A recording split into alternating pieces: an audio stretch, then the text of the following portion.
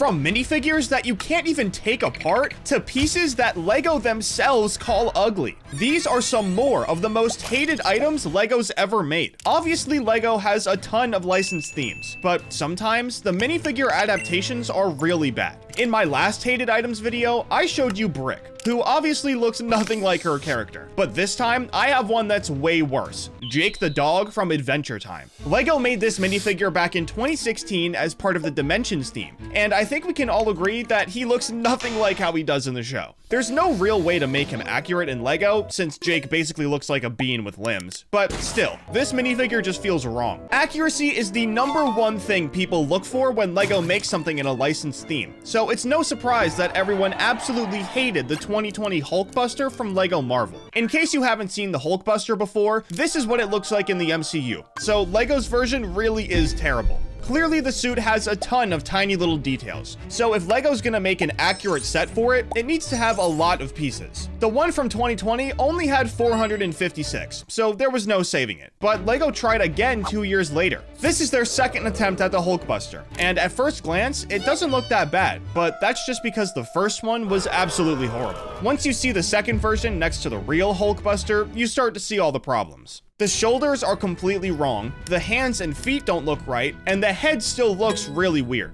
People were so upset about this one that it barely has over 3 stars on LEGO's website, which is pretty uncommon. They did end up making a third version, but it's not even worth talking about. I mean, just look at it.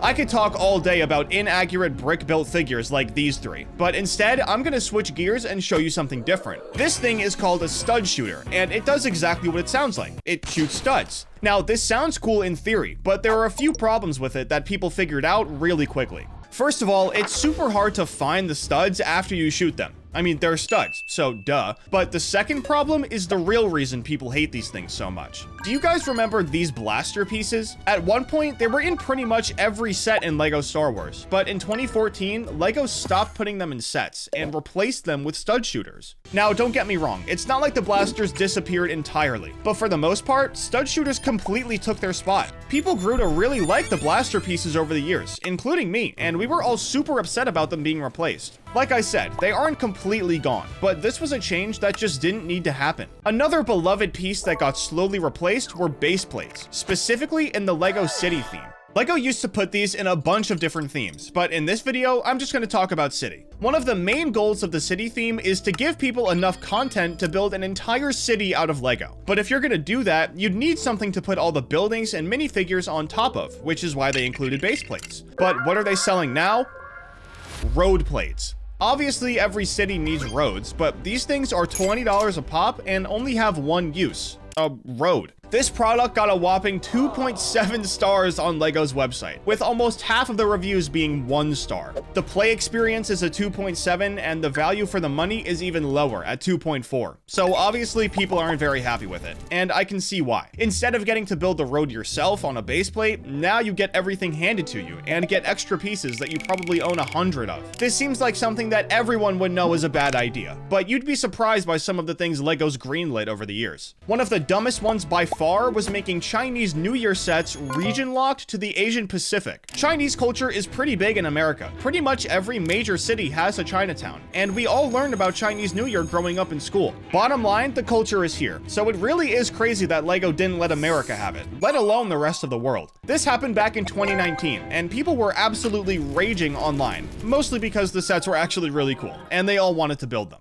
If you think this is bad though, just wait until I tell you about the dots theme. When you're building a LEGO set, something that can make it super boring is putting down the same piece over and over and over again. People have voiced their opinion on this forever, but even still, LEGO made an entire theme that's built on this exact concept. This is one of the sets from the theme, and just look at how many tiny pieces there are. Literally every single set in the theme is like this, but somehow it was able to last for 3 years. They made 82 sets for it before retiring it in 2023, and they didn't even put a single minifigure in any of them. I really don't know how this theme was around for so long, but I guess I shouldn't be that surprised. The Super Mario theme's been going strong for 5 years now, and LEGO hasn't made a minifigure for that one either. That doesn't mean everyone's happy though, because this is literally the biggest complaint when it comes to the Mario theme. Like I said, it's been going for 5 years, and even though they've technically made 218 figures, not one of them is a minifigure. Let's just hope they don't turn out like LEGO Star Wars minifigures from 1999, because those are some of the worst ones LEGO's ever made. Not all of them are too bad, like Qui-Gon and both versions of Obi-Wan are fine, but Padme, Jar Jar Binks, Gasgano, and Sebulba are just terrible. I'm sure you've seen Gasgano get compared for years now, but it can't be said enough. This minifigure in particular is an abomination. The thing is though, LEGO didn't just make bad Star Wars minifigures in 1999. They also did it in the early 2000s. The minifigures in this era were mostly made for the Clone Wars sub-theme, and for some reason, LEGO thought this would be a good time to experiment. A lot of the minifigures that represent humans have some of the weirdest looking faceplates ever made. Instead of making regular looking LEGO faceplates, they decided to try and make them look more like the Clone Wars TV show by giving them these giant eyes. The ugliest one by far is Chancellor Palpatine, but Anakin, Ayala Secura, and a bunch of other ones are pretty bad too. In reality, I could make an entire video about all the hated stuff in LEGO Star Wars, and I do have a few more lined up for this video. But instead, I'm going to tell you about those pieces from the intro that LEGO themselves call ugly. Now, I know that sounds crazy, but I promise it's true. Have you ever gotten one of these giant rock pieces in a set before? Well, you probably wouldn't these days, but if you did, you probably wouldn't like how it looks, and a lot of other people think the same thing. LEGO started making these pieces in 1992, and somewhere along the line, people started calling them Big Ugly Rock Pieces, or BURP for short. This acronym is so well known now that Bricklink even lists these pieces as burps on the website. And remember, Bricklink is run by LEGO, so they definitely know what it means. Moving on from that though, the next hated item is probably going to surprise you, but a lot of people really didn't like the LEGO Adidas shoe. Now listen, I know we all love it, but the sneaker community just didn't care for it. Since it isn't a Jordan 1 or a Nike Dunk, they just don't really care about it. Elitist even complained about it having a lace lock, since that's something that only basketball players really ever use. I know we all love them, but the public just doesn't agree, and when you compare the retail price of the shoe to what it's worth now, the numbers make it pretty obvious. Getting back to plastic LEGO though, I'm sure we've all seen remote control LEGO sets at one point or another. The first ones came out all the way back in the 1980s, but unfortunately, they're nothing like they used to be.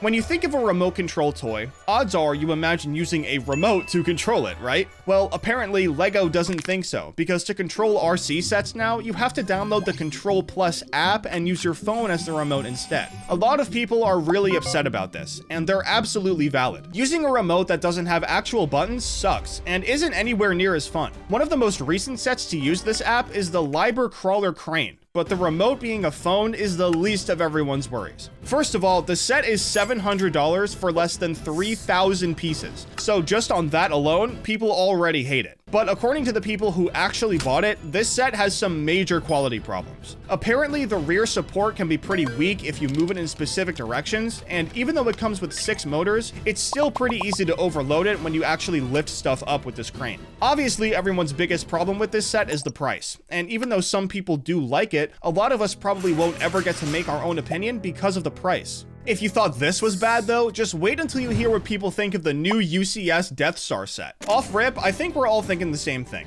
Why did they make the Death Star a pancake? The thing is literally a sphere, but for some reason, they decided to flatten it down and add 38 minifigures to try and make up for it. This set came out in October of this year, so it literally just hit the shelves, but it already has 173 reviews on LEGO's website, and clearly people aren't too happy with it. One person even had bricks that didn't connect the right way, so it makes you wonder how many other people had the same problem. I really don't know what LEGO was thinking with this one. Every other minifigure scale Death Star has been super successful because they looked like the actual thing. It was obvious what people liked, so changing it doesn't really make any sense. At least this one looks like it belongs in the Ultimate Collector series though, because I can't say the same thing for the Hoth Echo base set from 2011. This one has less than 800 pieces, doesn't even look like the base, and only has 8 minifigures, but somehow it's in the Ultimate Collector series. This thing's been getting clowned since the day it came out. Everyone was thinking the exact same thing. How and why is this a UCS set? There are a million different memes and negative reviews all over the internet, and truly, they're all justified. This is genuinely just another everyday LEGO set, but I guess someone at LEGO thought otherwise, and as a result, we ended up with one of the most out-of-place UCS sets ever made. Clearly, LEGO's made some insane decisions regarding LEGO Star Wars. Whether it's the 1999 minifigs, the Clone Wars minifigs, the Death Star pancake, pick a year and you could probably find something that makes you scratch your head. However, none of them are quite as weird as the minifigures with light-up lightsabers from 2005. Now, on paper, these things are sick, but to make the lightsabers light up, LEGO had to take away basically everything that makes a minifigure,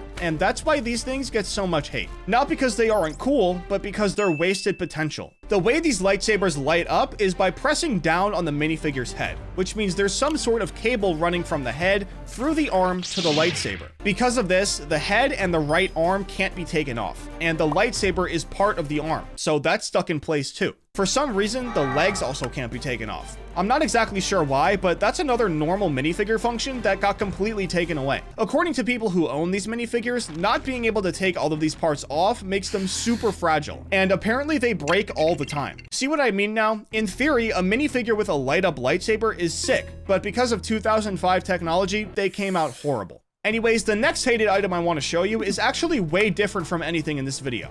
Flex tube. These pieces aren't in that many sets, so if you don't know what it is, it's basically just a skinny bendy straw but in LEGO. But why do people hate them? Well, for one, it's probably the most annoying thing to build with in any set, because you never have to use just one. You always have to use what feels like a million of them, but that's not even the worst part. In certain sets, LEGO makes you get scissors and cut them so they fit properly in whatever you're building. The most famous set that has this is the Seattle Space Needle, and in my opinion, any set that makes me whip out tools just to be able to build it is a no-go in my book. But what do you hate the most about LEGO? Be sure to let me know down in the comments, and don't forget to subscribe.